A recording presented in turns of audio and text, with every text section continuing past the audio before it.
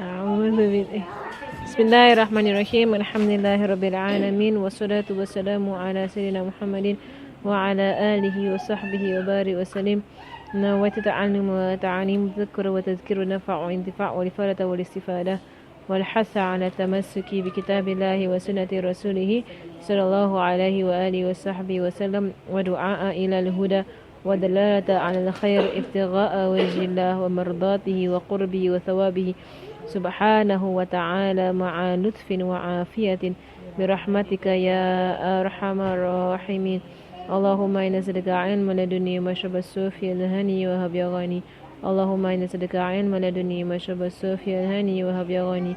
اللهم إنا نسألك علما لدني ومشرب الصوفي الهني وهب يا غني. صلى الله على سيدنا محمد وعلى آله وصحبه وسلم، والحمد لله رب العالمين. آمين. اللهم صل وسلم على سيدنا محمد النبي الأمي وعلى آله وصحبه وسلم. We'll do the salawat for Rabiul Awal.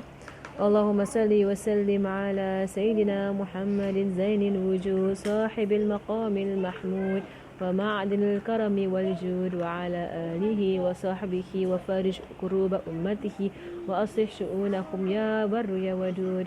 اللهم صل وسلم على سيدنا محمد زين الوجود صاحب المقام المحمود ومعدن الكرم والجود، وعلى آله وصحبه، وفرج كروب أمته وأصلح شؤونكم يا بر يا ودود. اللهم صل وسلم على سيدنا محمد صاحب زين الوجود صاحب المقام المحمود ومعدن الكرم والجود، وعلى آله وصحبه، وفارج كروب أمته وأصلح شؤونهم يا بر يا ودود.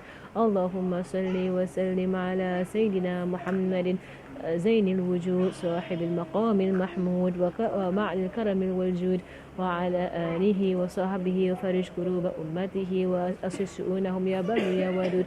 اللهم صل وسلم على سيدنا محمد زين الوجود صاحب المقام المحمود ومعدن الكرم والجود، وعلى آله وصحبه، وفرج كروب أمته وأصلح شؤونهم يا بر يا ودود.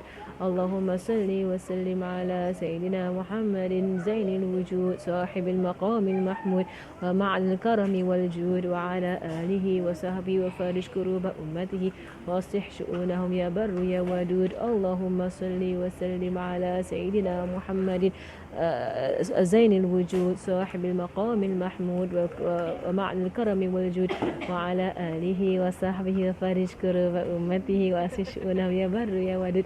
في كلمة عائشة في داخل، في اسم عائشة في داخل. The part whereby he speaks about his and then you miss it. It's behind. اللهم صل. The flowers there.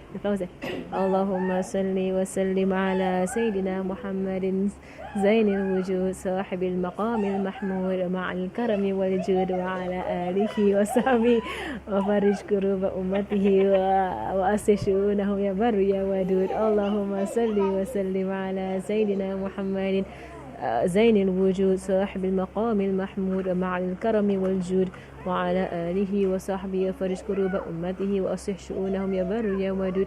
اللهم صل وسلم على سيدنا محمد زين الوجود صاحب المقام المحمود ومع الكرم والجود، وعلى آله وصحبه، وفرج كروب أمته وأصلح شؤونهم يا بر يا ودود. اللهم صل وسلم على سيدنا محمد زين الوجود صاحب المقام المحمود ومع الكرم والجود، وعلى آله وصحبه، وفرج كروب أمته وأصلح شؤونهم يا بر يا ودود. Alhamdulillah, we've entered the month of Rabiul Awal, Rabiul Anwar, the month of the birth and the death of Rasulullah sallallahu alaihi wasallam. Alhamdulillah, we're taking a book on the ways of Rasulullah sallallahu alaihi wasallam, on his teaching methods. May this text be a means by which we gain closer to Rasulullah sallallahu alaihi wasallam, in that we are putting in effort to try and learn, right? What are his methods? What are his ways? How did he teach? How did he train people on good etiquette and good akhlaq? Because as we mentioned, even though this book, we say Muhammad the perfect teacher, right, and insight into his teaching methods, right? We're not specifically talking about the hard sciences, of mathematics and sciences and whatsoever, of how you teach them. I mean, the way you teach anything,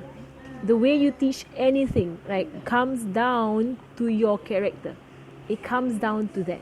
right, to your character. It does come down to that, right? Because many teachers, right, who are they know their subject, they know the topic very, very well, but when they want to deliver to children, right, because of their of how they are in their character, they're unable to deliver.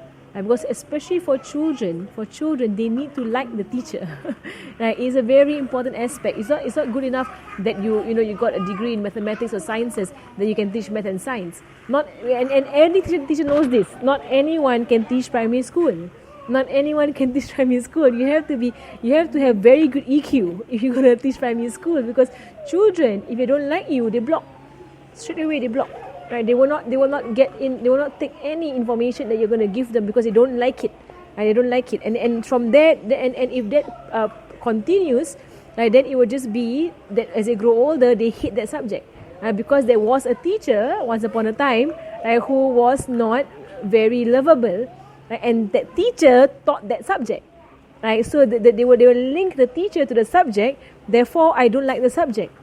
And unfortunately, this has happened for teaching of the Quran.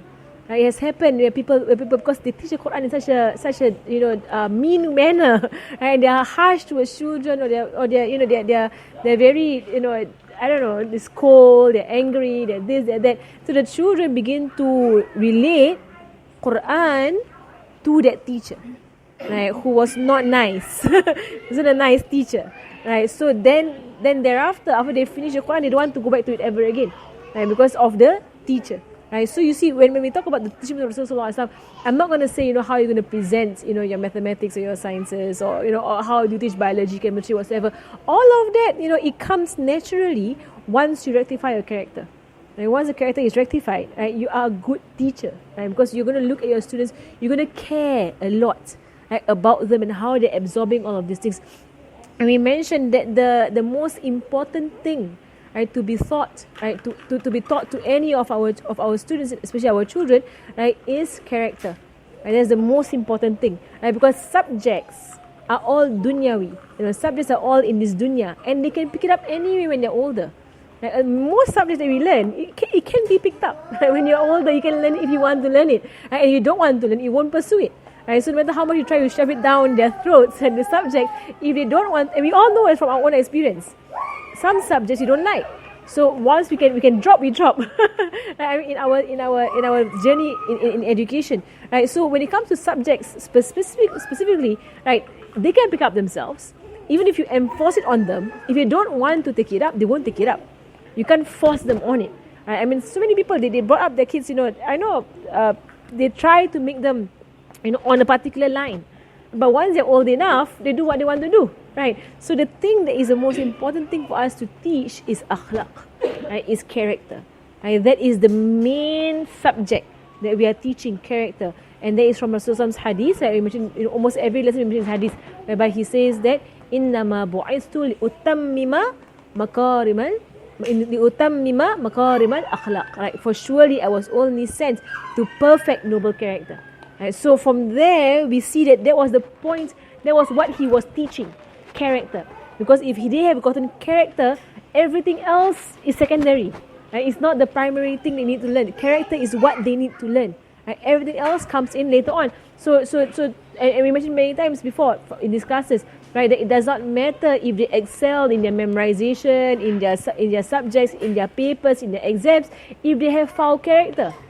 It makes it should not matter, right, to the parents, right? That if your child has foul character and they are scoring hundreds or they're scoring 90s, right? You should not be pleased, right, if they come home and they show foul character.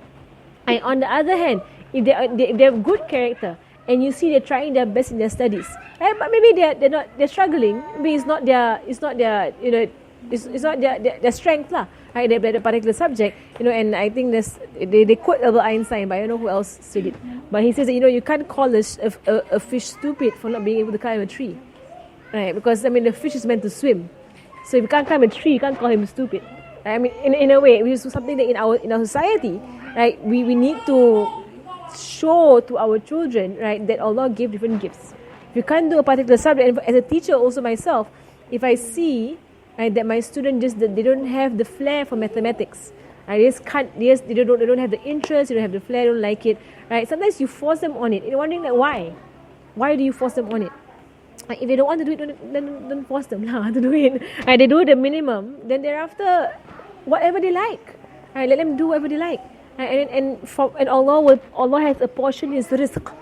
Right? The rizq of Allah subhanahu wa ta'ala has been apportioned. Right? So subhanAllah, all of our life experiences tell us, right, that subjects are not what they are made out to be when we were in school. You know, like for us, like, the most important thing is that subject. The most important thing. When you move out of that zone, you're like, it was actually okay not to do that subject. It was okay to move away. It was okay. It's all okay. Right? This is the thing about it. So the most important thing that we're learning from Rasulullah is akhlaq. That's the most important thing. And akhlaq is perhaps the most difficult thing to teach.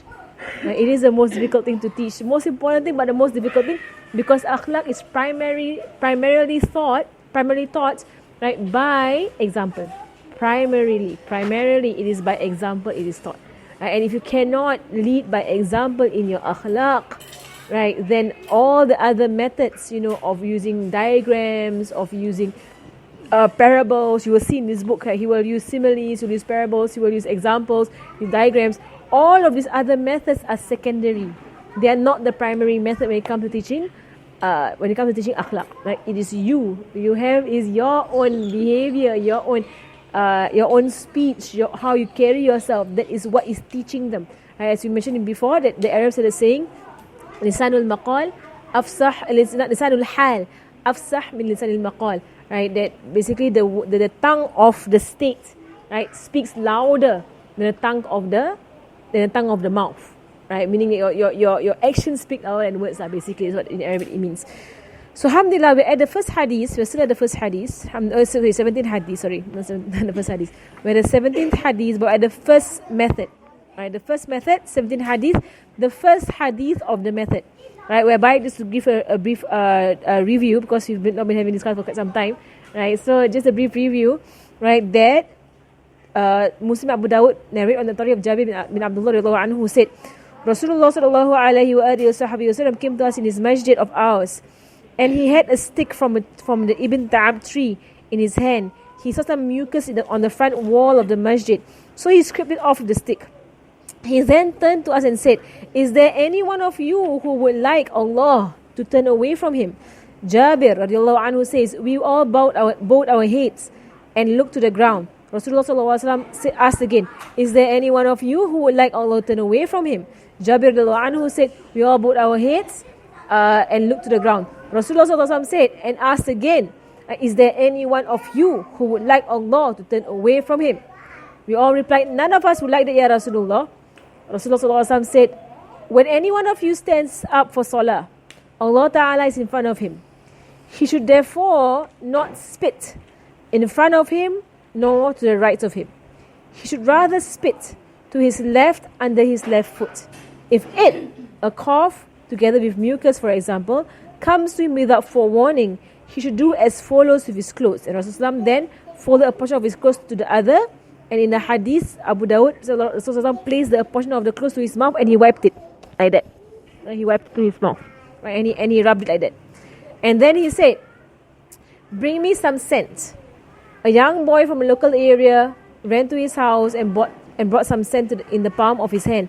Rasulullah took it and placed it on the tip of the stick. He scraped the stick on the place where the mucus was, so the scent would remove the dirt. And Jabir al-Anu says, it was from this incident that you people began applying scent in your masajid. Alright, so we took this hadith before, right, and I explained the hadith part by part. And we're going to go into the lessons that Shaykh Abdul Fattah Baghudha wrote for us in this hadith, right? So, alhamdulillah, from the book Muhammad Perfect Teacher and Insight into Teaching Methods by Shaykh Abdul Fattah Baghudha, may Allah be benefited by him and by his knowledge in both abodes, right? To where he has said, the following lessons are derived from the hadith. Number 1, a phrase may be repeated 3 times so that the message is embedded into the hearts of the audience. That is one of the primary sunnahs of Rasulullah sallallahu alaihi wasallam. He had a habit of always repeating himself 3 times and no more than 3. And he won't actually exceed 3. And for us, you're thinking, 3 is, I don't do that. We do it. We repeat 10 times. We repeat over and over and over and over again. We don't actually, stop at 3. Rasulullah will do 3 and he will stop. Right? He will do 3 and he will stop. Right? And his phrases are always short and concise. And he's not someone who goes into lengthy, statements. He has short statements. Sallallahu alaihi wasallam. Right? So it may be repeated to the message is embedded into the hearts of the audience, especially if it's important. So you see, Rasulullah sallallahu alaihi wasallam asked the question, and of course, the question is a rhetorical question. Of course, nobody would like Allah to turn away from them. Right? It's not a question meant to be answered. Right? So, but he wants them to answer so he can push forth the seriousness of this matter. Right? You all just spat in front towards the Qibla. It's a serious matter. But at the same time, he understood. And Rasulullah understands that they don't know. They're Sahaba. They're learning. They're new to this faith. All of them are converts.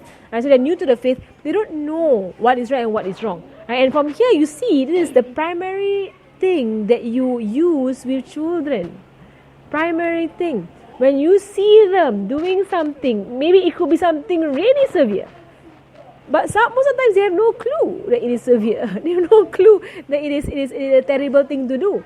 Right? So you warn, you tell, you be firm about it, especially if it's something really, really severe. Right? For example, if they're playing with fire, right? And they don't know that it's something that can, they can really harm people. Right? So, but when you reprimand, right? You don't make them cry, scold them till they cry, but you show this thing you never touch. Okay, you never go near this. Understand? Right? Do you go near this or not? They say no. Do you go near this or not? No. We never go near this. Okay. Right? So you speak to them in a way, but they will never forget. I will never go near that thing. Right? Because you show the seriousness of it. So Rasulullah is the first time it happened. Right, but he's showing the seriousness. Like, would any one of you want Allah to turn away from him? Serious words. Do you want that? Right? Do you want that? Right? Or if someone is like, for example, always lying, you say, do you want that nobody believes you anymore? Because you're always lying. Right? Say it that way. Do you want that? That I won't believe you anymore? Do you want me not to believe you anymore? Because you lie. Right, so be firm, right? Firm about lying, firm about cheating. Right? Do you know that cheating, Rasulullah said that the one who cheats is not of the Muslims. He's not one of us, the one who cheats. We never cheat.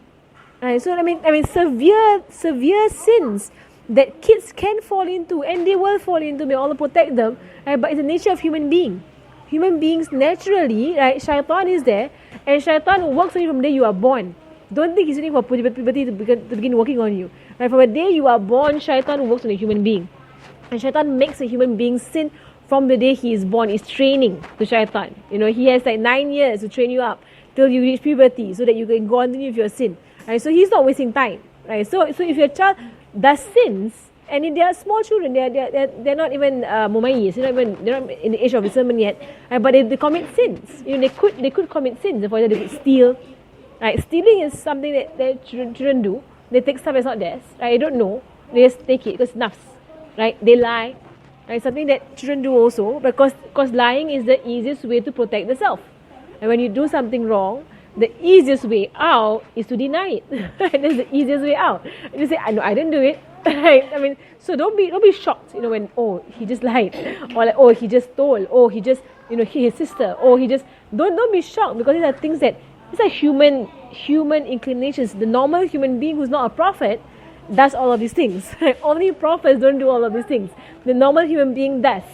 They do all of these things. Right? But the parent is there, or the educator is there, the teacher is there, right, to guide this human being as he grows older. Right? And the younger they are, the more reminders they have to get. Right? The older they are, they should be beginning to understand this. Right? So, and even then, adults themselves, they need to be reminded over and over again. Even adults, right, need reminders. So what more? Children. So the first thing is that to repeat something 3 times. Right? Do it 3 times, do it firmly, and then done. Leave it. Right? Don't pursue it. And here you see that the Sahaba, they bowed their heads because they saw what happened. Right? They saw the mucus, they saw some come in, they saw him scrape the mucus with his own hands. Right, with the plant, but he was scraping it with his own hands. Right, he didn't ask anyone else to do it. So they all saw the entire scene happening in front of them. So of course they felt ashamed. That not, even if you're not the one who did it, you didn't have the initiative to remove it. So none of them had the initiative to see that this is not right in the masjid. Right? All of them didn't see that. Right? So they all bowed their heads and didn't answer. But Rasul did not want that. He wanted them to answer, even though the answer was clear and obvious. And who wants Allah to turn away from them? It's an obvious answer. It's a rhetorical question. It's not a direct. It's not a real question. Basically, the answer is not. But He wants them to say it. To say it. And sometimes you ask your kids this kind of question. You say, do you want people not to believe you anymore? Do you want that? I ask them that question. Say, no, I don't want that. Make them answer the question. It's from the Hadith, it's from the Sunnah of Rasulullah. Ask them the question in a way whereby you state the consequences of that actions. So He didn't even say who did it. He said, do you want that Allah turn away from you? So lying, do you want that people don't believe you anymore? Right? Do you want that? Then there's the consequences of lying. Right? Or do you want, whatever of the consequences of the deeds that they do? Right? Do you want, right, that your brother be injured? That there's a scar on his head, you keep hitting him like that. Right? Or would you like that someone else hit you that way? Right? Since you ask back the question to show the consequences of their action. And they will answer themselves, no, I don't want it.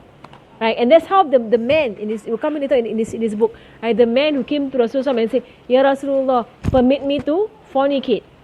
And he said, we would like it for your mother. We would like it for your sister. We would like it for your aunt. We would like it for your nieces. And every single time he said, no, Ya Rasulullah, and the people won't like it. He said, no, and the people won't like it. And he said, then every woman is a mother or a sister or a niece or an auntie to somebody. Right? You don't like it for yourself, don't do it to other people's women. Right? And then, so wow, that's how he posed back the question to him. Right? So now you understand why you can't do it.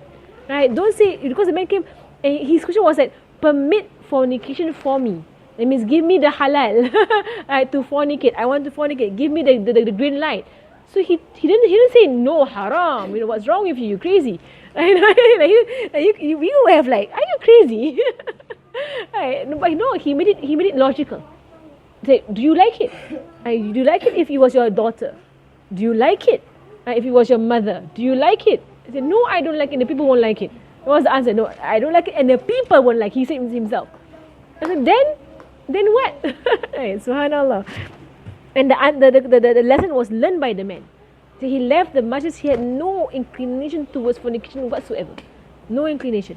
He said, he himself narrates, it was the most beloved thing to him before he came. He was obsessed with fornication. His Sahaba. And when he left the majlis, he didn't like it. He was so disgusted by it. Right, SubhanAllah, the way that some engages with people. Right, number 2, a practical explanation has a greater impact on the heart of the listener and serves as a clear demonstration for what is being taught. This is one example whereby Rasulullah SAW gave an explanation. There are times whereby no explanation is given, right? But then there are times whereby he gave explanation. Right? Here he gave explanation because he saw that explanation would give a greater impact, right, on the listener, and Allah Subhanahu wa Taala also does so in the Quran. There are times in the Quran where Allah Subhanahu does not give explanation to rulings, and there are times whereby He does give explanation to rulings. Right, so for example, when Allah Subhanahu says in the Quran, and they ask you about alcohol and gambling, say, in it is a great sin and some benefit for people, but the sin is greater. Right, so Allah explains about alcohol and gambling. And so while you think that there is a benefit, and people do say, oh, you drink a glass of alcohol every day, it will protect you from, like heart disease or don't know what kind.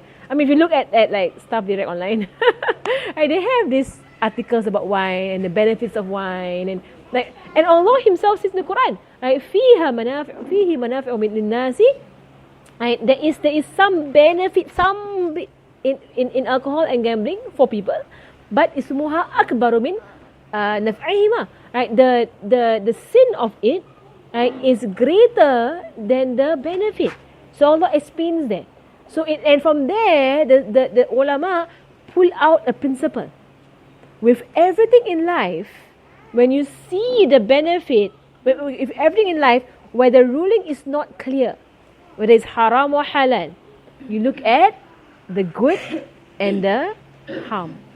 That's a qaida in fiqh, right? Whereby something is not clear, the ruling in the Quran or in the Sunnah or in other texts, right? That the scholars look at. If it's not clear, they will just place it on the scale of pros and cons, right? If the cons outweigh the pros, then don't do it. Right? If the pros outweigh the cons, and there are cons, then if you can, try and stay away.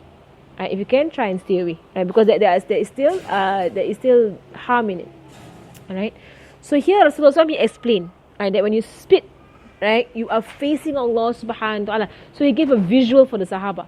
You're standing there, Allah is in front of you, He's watching you. And one of the things that for me, really affected me in the way my teacher, Hababa Maryam, she was teaching us, is that whenever she would teach us salat, prayer, right, she would stand, right, and she would go into like a standing to demonstrate. Then she would stand like this, and then she would say, when you say Allahu Akbar, she would say, you say Allahu Akbar, Allah gazes on you. And Allah gazes right into your heart. So she will demonstrate this. And He looks right down into the heart. And the moment your heart turns somewhere else, the moment your heart is not towards Allah Subhanahu wa Taala, and she will do the entire thing. She will say, the moment it goes somewhere else, Allah will say, "Oh son of Adam, are you looking at something that is better than me?"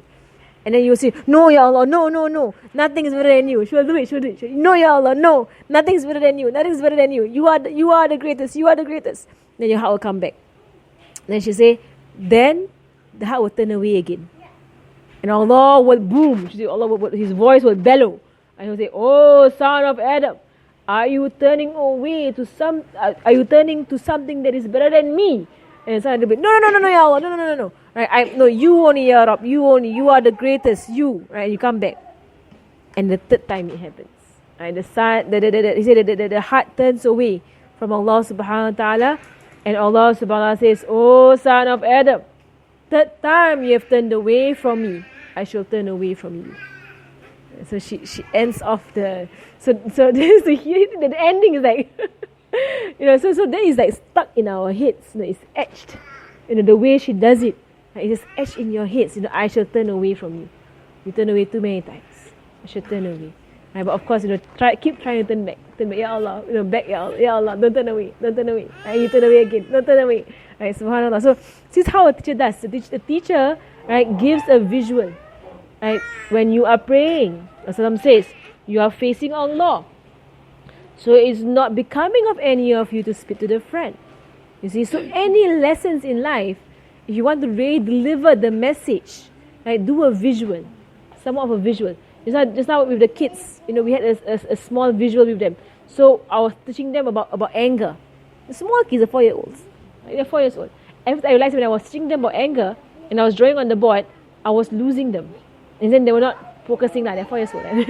So I was saying to them, when you're angry, and I was saying them in Arabic somehow, and when you're angry, right, you must say, "A'udhu billahi minash shaitanir rajim," and then you must go and take a wudu, right? So that is a bit dry for small kids. So what did we do? I took one boy, it's Abdul Qadir, Abdul Qadir say in front of me, okay, Abdul Qadir, be angry. So Abdul Qadir, he's laughing loud. Okay, and then this is shaitan.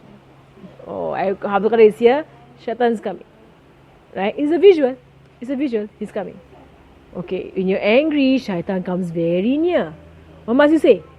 "A'udhu billahi minash shaitanir rajim," and push him away. So Abdul Qadir, the shaitan, and he runs away. Visual. That's a visual. Straight away, I got their attention. Straight away, they were all focused, because there was a visual that came in. Right, and then straight away, but then if then more shaitan will come to try and make you more angry. You must take wudu. Wudu, I have a shield. Shaitan cannot come to you. Straight away, remember, A'udhu billahi shaitanir rajim, wudu. If you're angry, right, the shaitan is whispering. Right, but of course, there has to be follow-up. Parents, right, you have to say, you are getting angry. Shaitan is next to your ears. You're getting very angry. Guess who's on your shoulder? What must you say? And do it. I do it. And then say, you know what? You want a further shield? Go and wudu. Faster, go wudu. Faster. But of course, they're angry. You just grab them, put them in the pot on them. Make them calm down. Right? Make it a habit. So, the visual is there. Making a habit of what? Pouring water on them. No lah, not water. Oh, not the Simba there with water. Right? But you... No lah. That's the visual you get. You can. You want to... No, basically you bring them and you just tickle them lah, and you will calm them down. Put water everywhere. Make them more angry, you know. But you see, I mean, so with a visual, now they remember that whenever you're angry, right, what happens? You know, Shaitan comes, then he sits on your shoulder, he perches on you, and he's whispering to you to hit whoever's in front of you. Right? And for children, they hit. Right? So Shaitan comes and he holds your hand. Oh, now got visual. Shaitan comes, he holds your hand, and he takes your hand and he makes you hit. Oh, who's holding your hand? Shaitan. Like, that is actually a visual that some gave. It's actually a visual. There was once, if we were going to it, it's all the hadith kat belakang. Right? There was once they were eating. There was food there. A man came and he walked towards the food, Bedouin lah, walked really fast, and he reached out to the food with his left hand. Right? Rasulullah grabbed his hand. Grab. He was about to hold, grab. And Rasulullah said, right now, in my hand, is your hand and Shaitan's hand. Visual. And there's a visual going on. Right now, in my hand, I'm holding your hand and Shaitan's hand. Shaitan cannot get to food that Bismillah is said over. So Shaitan brings somebody who will forget Bismillah for him to be able to have access to the food. It's a hadith. So the whole time he's holding the man. The man's like, he's holding the man. I say, in my hand is his hand. You see? So he is putting his hand above your hand so he can get to the food. Right? To make you forget, say Bismillah, and to make you use your left hand. Right? So that he can get the food with your hand. Right? So you can imagine that his hand is right there. Right? Visual. I mean, your kids will never forget that lesson. Because it's so visual, like how Rasulullah did it. And he did it to adults. And he actually held it like that. He said, you are like a doorway for Shaitan to get to the food. Right? He's trying to get to the food because everybody else said Bismillah, he can't eat. He's going to bring somebody to not say Bismillah, so he has access to the food. Right? Or the hadith stuck in my mind when I learned the hadith. I was like, because it was so visual the way Rasulullah did the hadith. Right? I mean, the way he taught the lesson. And so it's still stuck in your mind. I mean, you'll never forget the hadith ever again. You remember it now. You remember it forever already. Because you saw it happen. So you just, subhanallah, subhanallah. And there are many, you're going to go through a lot of hadiths. There are many hadiths but he shows a physical action, right, to emphasize the point. Right, so practical expression is going to impact on the heart of the listener and serve as a clear demonstration to what is being taught. The sublime humility of Rasulullah sallallahu alaihi wasallam, the teacher, is apparent from the fact that he personally scraped off the mucus from the wall of the masjid. He himself didn't ask anybody. And that sometimes is a very big lesson, right? Especially for older children, right? When they made the mess, right? If you want to teach them a lesson, for example, of course, for sure sometimes they just see you clean up, they don't think anything about it, right? But if you, for example, if you come and say, can you clean up? Right? And they don't clean up. Right, and then you come and say again, can you please clean up? Don't clean up. Right, and then you come again and you say, okay, you know what? I'm just going to clean up, and don't show any pleasure whatsoever. You say, I'm just going to clean up, okay? You don't want to clean up, don't clean up. And you begin cleaning up.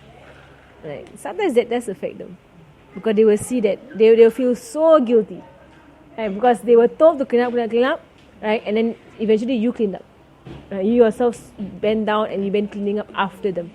Right, and it will play some. I mean, for me, it affects me. Like whenever my mom does that, it really affects me. Right, because she said it, and then you didn't do it, and she did it. Right? So sometimes, and then she's cleaning up after you. And that's all right lah. Especially for older children, right? They will sense this. For younger children, right, you need to actually train them on it. You need to actually bring them, come together. Let's clean up. Right, remove whatever toys are in the area. No playing. I mean, you need to. For younger children, you must train them.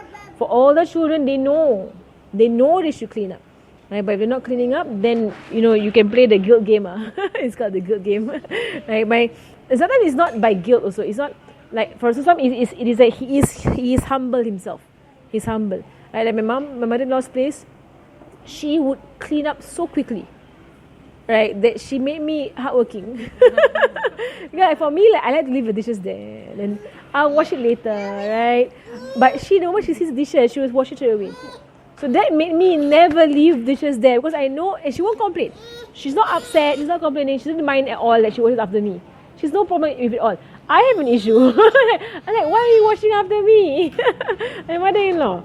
So I will like. So when I first got married, I used to leave it there for a while to go do something, and I come back, it's all done. And I felt so ashamed. Like, how could you make her your mother-in-law wash after you? So ever since then, I must wash right after I use it. Can't leave it there. If not, she'll do it. Even the clothes, if I hang it there and leave it there, if I leave it there long enough, she'll fold it. And now that's why you like stress. She won't complain. She has no issues. She has no issues with it at all. She has such a pure heart. She has no issues at all doing stuff for me. At all. Because she's like working, like go out and whatever. But I feel like who feels good about your mother-in-law doing housework for them? I mean, so straight away I'll be like, oh, it's right, I want to bring it down and check it in my room. Later I'll fold it. So she won't see it. If she sees it, she will fold it. Subhanallah. But sometimes it works that way because they are older and they're doing it for you.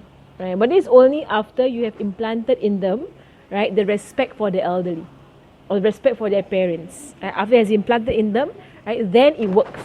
Right? But when they're too young, they have no clue. Right? They'll just see you do stuff and be like, oh, whatever. Right? Unless you sound them, you point it out. You say, like, no one's going to help me.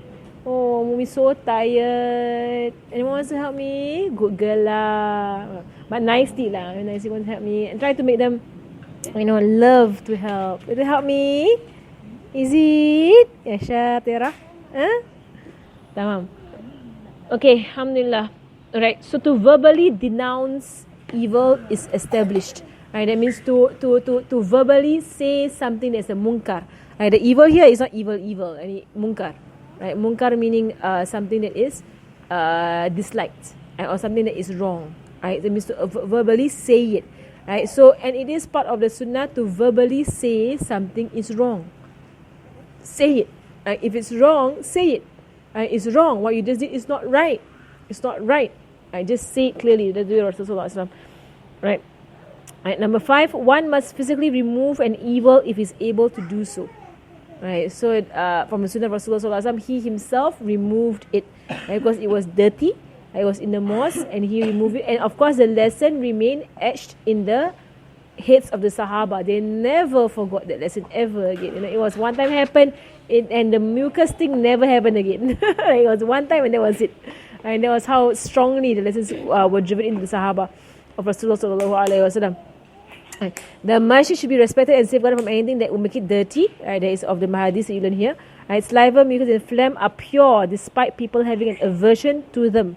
And the proof of this is the fact that Rasulullah spat onto his clothing and demonstrated to them what a person should do if he is overcome by mucus and phlegm and has no alternative. Right, so here is also a fiqh ruling that we derive from this hadith that phlegm and mucus is not najis. It's not najis, right? It's basically parts of your body that comes out. If it falls into your clothing when you're in prayer, it's fine. It's no problem, unless it is mixed with blood. And when it is mixed with blood, then you should, then you need to this one. You can't spit onto yourself because it's najis. Do we go through the entire thing? No, right? Oh no, you all remember? Huh? I wasn't here. You wasn't here. Do you remember us going through the entire thing? Because I put my mark here. Somewhere there, is it? Because it sounds familiar. Like I've explained this before. Alright.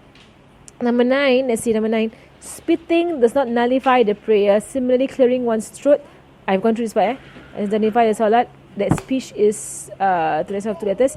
Okay, I think we went down to number 12, is it?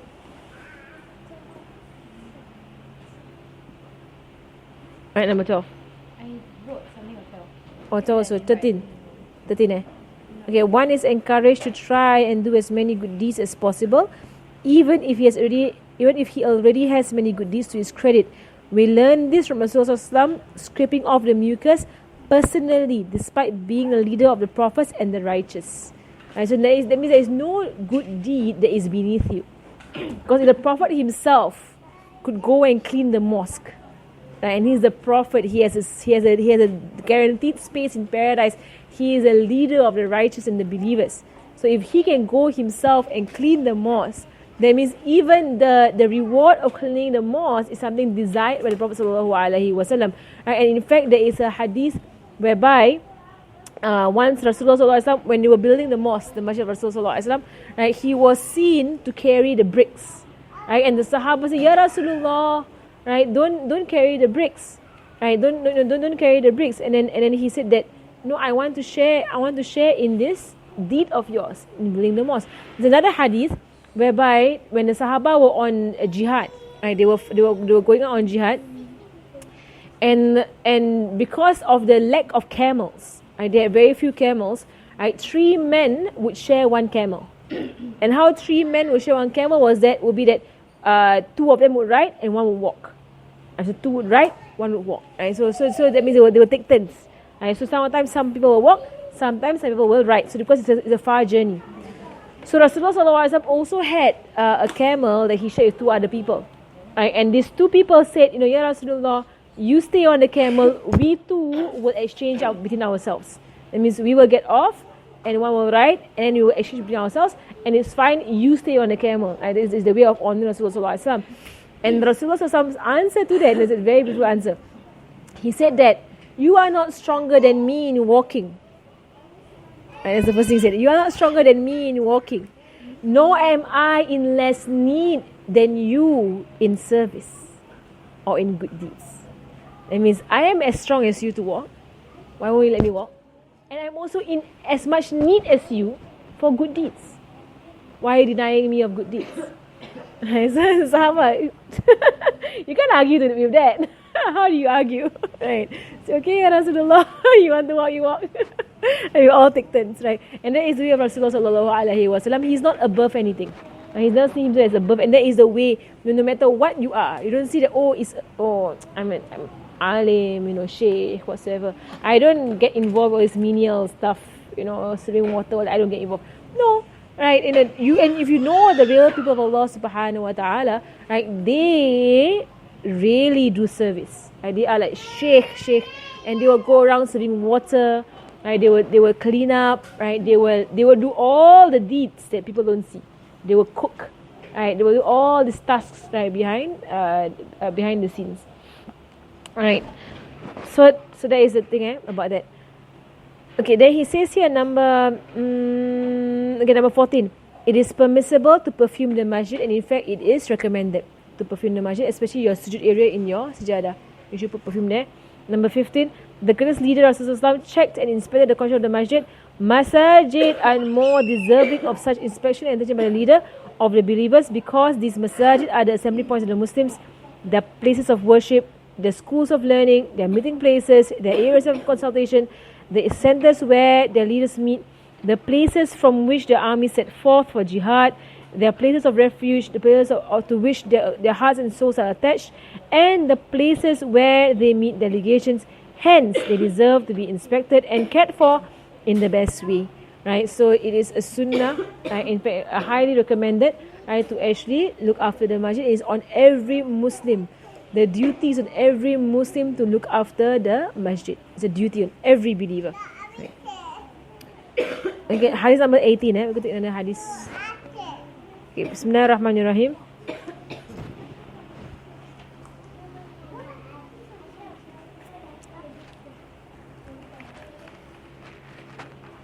وروى مسلم والترمذي والنسائي وابن ماجه واللفظ للمسلم من حديث سليمان بن بريدة بن حصيب الأسلمي عن أبيه عن النبي صلى الله عليه وآله وصحبه وسلم أن رجلا سأله عن وقت الصلاة فقال له صلي معنا هذين يعني اليومين.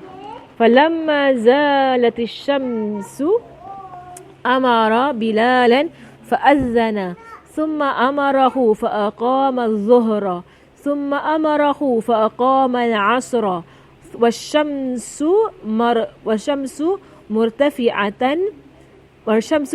مرتفعة بيضاء نقية ثم أمره فأقام المغرب حين غابت الشمس ثم أمره فأقام العشاء حين غابت حين غاب الشفق ثم أمره فأقام الفجر حين طلع الفجر. فلما أن كان يوم الثاني أمره فأبرد بها فأنعم أن يبرد بها وصلى عصر والشمس مرتفعة أخرها فوق الذي كان وصلى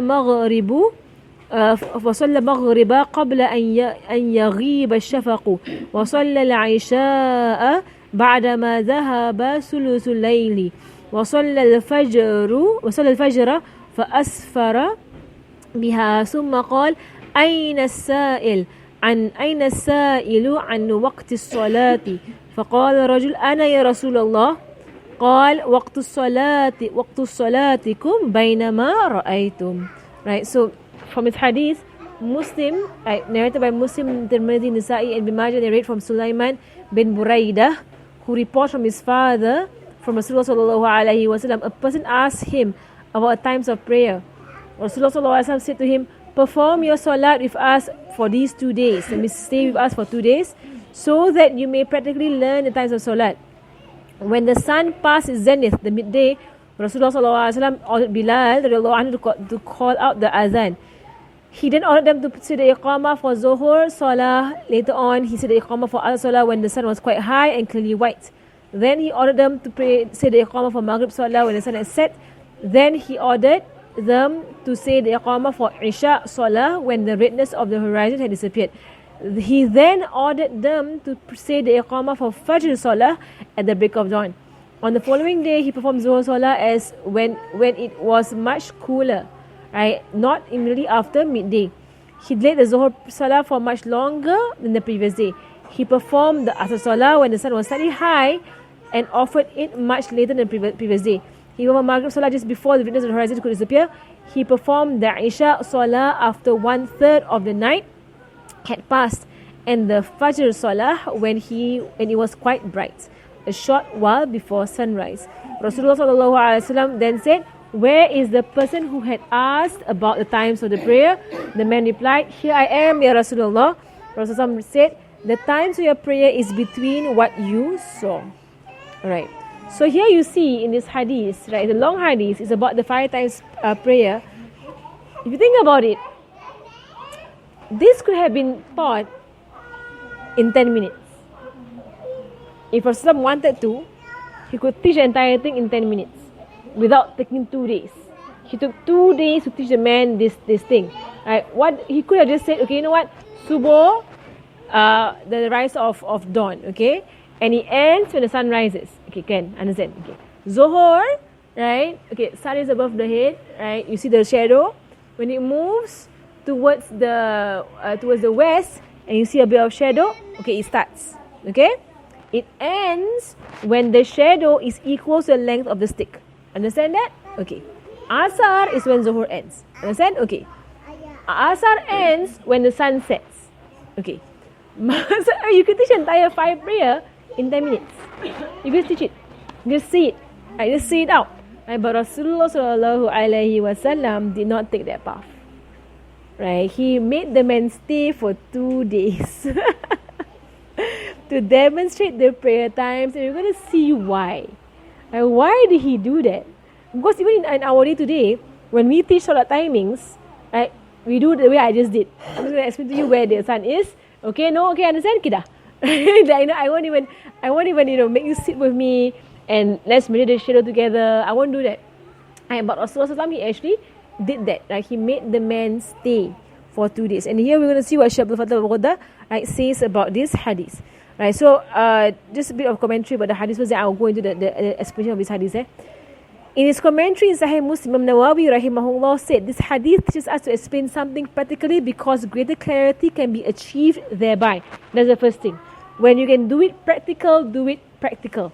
So they can see it clearly and they understand it, they memorize it immediately. When you see something verbal, right, there is a higher chance of it being forgotten if it's verbal. Right? If it's practical, or they will not forget it.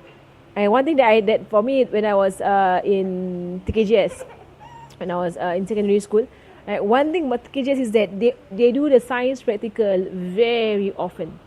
Very, very often. So even if you don't revise your theory, you know it. And because you do so much practical, right, that is just etched in your head. All the colours, all the salts, all the titration, whatever. You just go do it. We do it so often. Our practical, it's just etched. So till today, I don't even have to revise whatsoever. Right? It's etched. It's right there. Right? So I just said, you show me. Okay, I know. I don't have to revise. Right? Because of the amount of practical that was done, right, to really drive down, the point. Sometimes when we teach students who are private candidates, they don't have this practical aspect in science, right? You actually see the effects in their theory because they don't do the practical, right? So you can actually see in their theory, right? They're not as strong as people who do a lot of practical, right? Because for them, they see if they do it well. I mean, some kids are playing, in the lab, right? But if they're paying attention, right, in the lab, they will never forget their theory because they see it in their own eyes. They see how to do this. So stock preparation is all clear. Well, we did every single preparation for many, many, many times, right, throughout secondary school. So when it comes to O levels, it's all etched in your head forever. It's knowledge is just there. I don't know what it's there for, but it's there till forever. Right? So I mean, if any of my students ask me, there is no need to revise. I know it because of the amount of practical, right, that is being done, is drilling, right. So Rasulullah it is of the methods of Rasulullah, right, whereby he uses practical methods. And he shows it, right? So and when he prays, right, he will say, "Pray as how you see me pray." That means he doesn't say, "Okay, when you pray, stand like this. When you pray, put your hand here. When you pray," no. He said, "Pray as how you see me pray." That means watch me as I pray, and that's how you will learn, right? See it, right? And even with the kids, when you will teach them prayer, by showing them pictures, it was not as hard hitting as when you make them stand in front of you and you place their hand and you make them ruku and you make them stand and you show them the hand and you say it cannot be like that, it can't be like that, it might be like that, it can't be together, no part, it's like that, right? So you show them every single part. If they're paying attention, they will get it. It will be etched in their heads. It's etched. One time said, etched. Because why? Practical. Right? You do it in a practical way. Right? So Rasulullah, this prayer timing is important. Because this man came out of nowhere, which means one thing, he's a stranger. And he's not from Medina. Stranger came out of nowhere. He's asking on the prayer timings. That means he's going to go off to a place whereby he cannot hear the azan. That's why he's asking. Because if he can hear the azan, he won't have to ask what are the prayer timings. Or perhaps a traveller, he's going to travel off. Right? So the last thing you want is that him going off and then forgetting what was said. Because it was one lesson. And he goes over, asar is what? And he's like, was it equal to shadow or twice the shadow? Confused. Because asar time there is one thing but twice the shadow length. Asar begins when the shadow is equal to the length of the stick. Now you all hafal, Asar begins when the shadow is length of the stick. Right? Asar is okay until the shadow is twice the length of the stick. Anything past that goes into macro zone. I mean, it's best if you can pray before the shadow is twice the length of the stick. Right, that to us is around 5:36. You're not supposed to go past 6. Right, you're not supposed to delay after 6. That kind of thing. Right, so you see, right, but it's not haram. It's just that you go into the zone. I mean, but the shadow is past half of the stick. I mean, twice of the stick. Right, so you see, so if that was explained to the man, and he goes off, then he'll be like, is it stick size or twice the stick size? Now he's confused, right? Because you didn't see it with your own eyes, right? So that Rasul saw the man was new, he was foreign, he will not be around during the next few days, right? Because of the way he asked his question, he said, stay with us for 2 days and learn this, right? Learn the beginning of the time and learn the end of the time, right? By practical, right? So then he says here, so because of practical lessons can achieve greater clarity, right, than theoretical explanation. A practical explanation facilitates understanding for both the questioner and those who are present as well, right? So the questioner and those who are present, because if you're just going to explain stuff, someone comes up to you and they ask the question, you just explain the answer to that person, only that person learns. But if you say, wait, I'm going to show this, I'm going to show you how we're going to do this, oh, then everybody's going to watch it. So everybody in that situation is going to witness how it's done. Right? Is going to witness how it's done. Right? That day Shaykh Yaqubi, if you went for his talk, and he walked the way Rasulullah walked. Right? So it could be that someone asked him the question, how does Rasulullah walk? Right? And if you just explain and say, oh, he walked in a way whereby he was always, quick-paced walking, right? As if he's always going to go somewhere. Right? But when he stood up and he walked, right, that way, suddenly you memorize the walk of Rasulullah because of how he walked in front of you. So, okay, now I know how it is like. And everybody who was there saw it. Right? So that everybody who was there now is etched in their minds. Even if they didn't have the question to do so, and even if they were not paying attention. Right? They were dreaming in the class, or they were daydreaming, or they were distracted or on their phone or whatsoever. Right? Because the Shaykh got up and the Shaykh walked, right, to show the walk of Rasulullah. So even if you were not focused, you saw that part. You would have seen that part. Right? Because it happened in front of you. Right? So when Rasulullah did this practical session, right, it shows when those who were not even interested, right, they also learned. Right? So then you spread the message. Alright. Okay, then here, right, he says here, we also learn that an explanation should be delayed and given at a time when it is needed. This is the method of the majority of scholars, right? So sometimes for a lot of scholars, when they see that there's a bigger explanation that is required for this, they will not answer the question immediately. Right? They will wait, they will demonstrate something, then they will bring the explanation. Because in that way, it will be etched stronger in the minds of the student. And we see in this hadith. So for him to delay everything after 2 days, and the man had the patience to stay for 2 days, right? So the man was there, did everything after 2 days. He showed him the timings, right, very clearly. And then he says, okay, pray between these 2 timings. And in fact, this method was passed down to him from Jibril alayhi salam. This method was actually gotten from Jibril alayhi salam. When Rasulullah was commanded the prayer, right, after Isra and Mi'raj, right, he was commanded 5 times prayer. Right, the following day, Jibril came at Zohor time. So you see, even the hadith began at Zohor. So whenever we say the five times prayer, we always begin with Zohor, Asar, Maghrib, Isha, Subuh. And that is how the prayer is actually named. You always begin with Zohor, because the first prayer that was revealed was Zohor, right, not Subuh. Everyone goes Subuh, Zohor, Asar, Maghrib, Isha. I know, it actually was, the first one that was revealed was Zohor.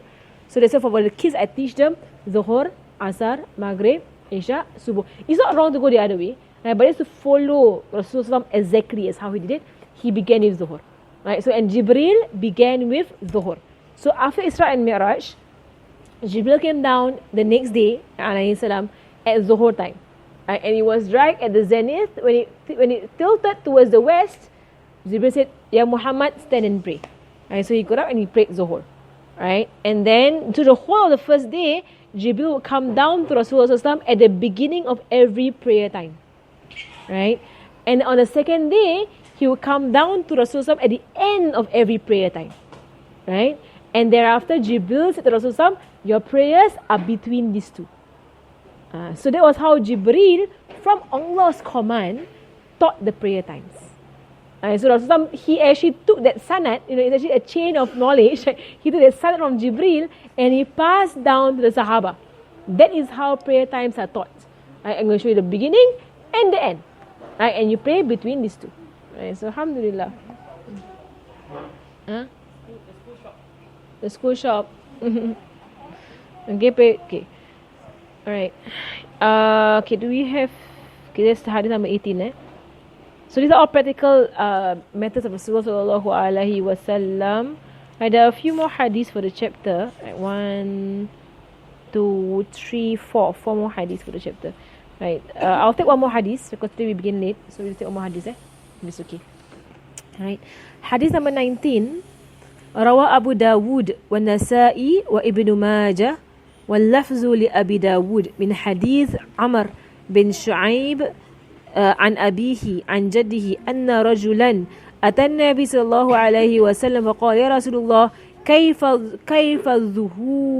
الطهور فدعا رسول الله صلى الله عليه وسلم بماء في إناء فغسل كفيه ثلاثا ثم غسل وجهه ثلاثا ثم غسل ذراعيه ثلاثا ثم مسح برأسه فأدخل إصبعيه السباحتين في أذنيه ومسح بإبهاميه على ظاهر أذنيه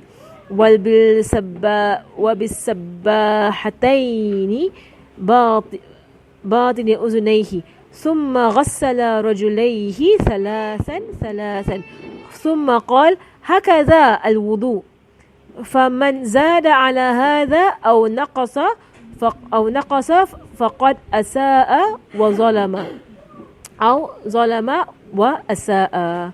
Right, so this is the second hadith whereby he shows demonstration. So here from Abu Dawud, Isai and Ibn Majah narrate a hadith from Amr bin Shu'aib, from his father, from his grandfather.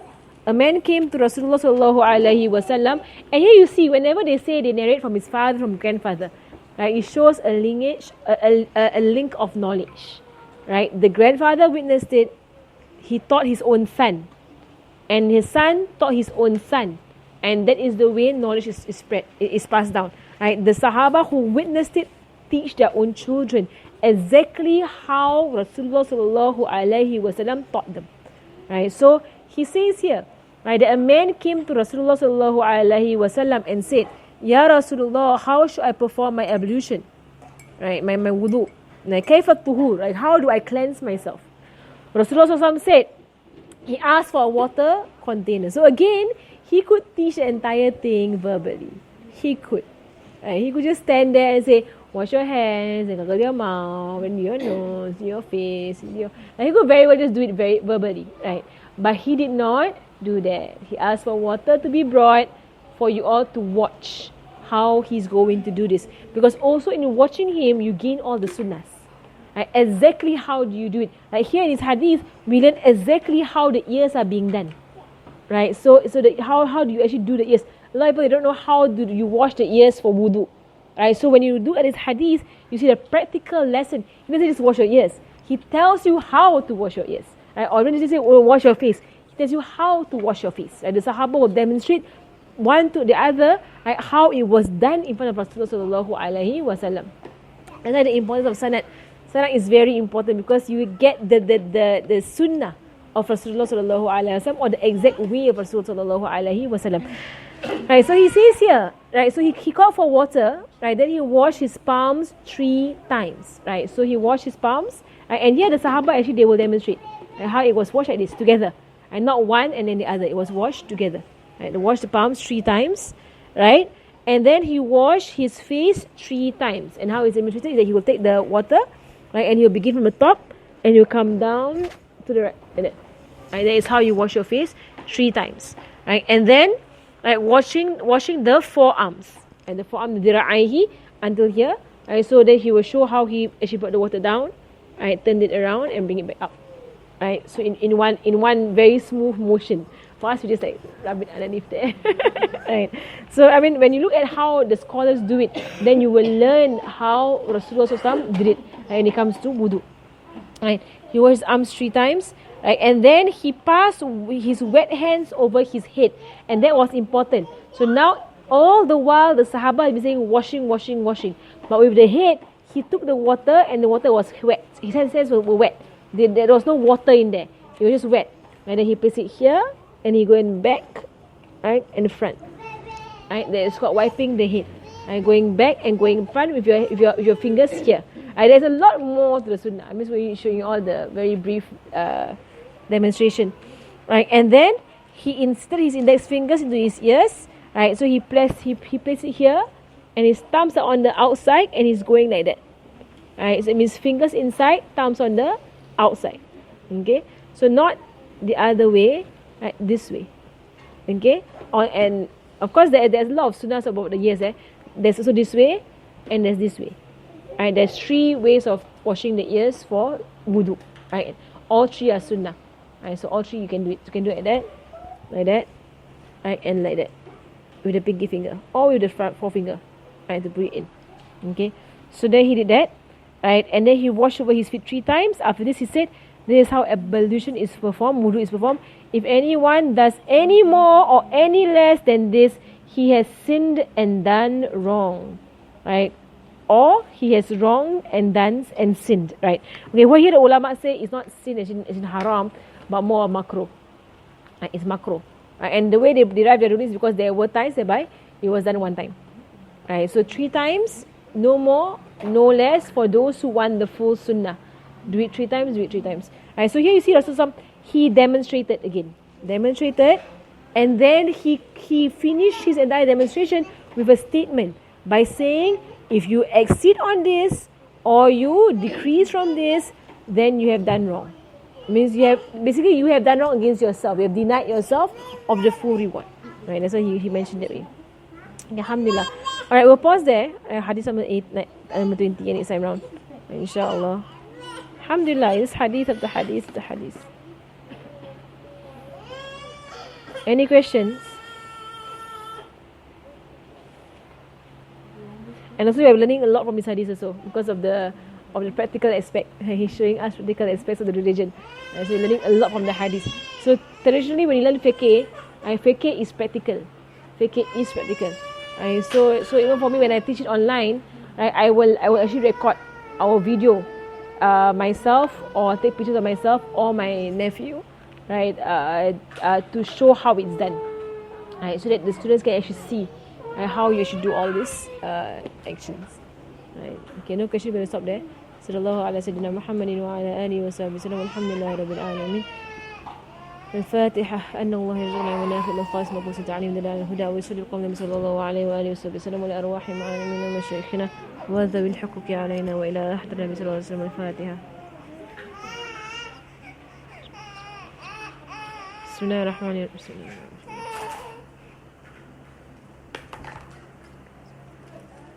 بسم الله الرحمن الرحيم. والعصر إن الإنسان لفي خسر إن الذين آمنوا وعملوا الصالحات وتواصوا بالحق وتواصوا بالصبر. سبحانك اللهم وبحمدك أشهد أن لا إله إلا أنت أستغفرك. صلى الله على سيدنا محمد وعلى آله وصحبه وسلم والحمد لله رب العالمين.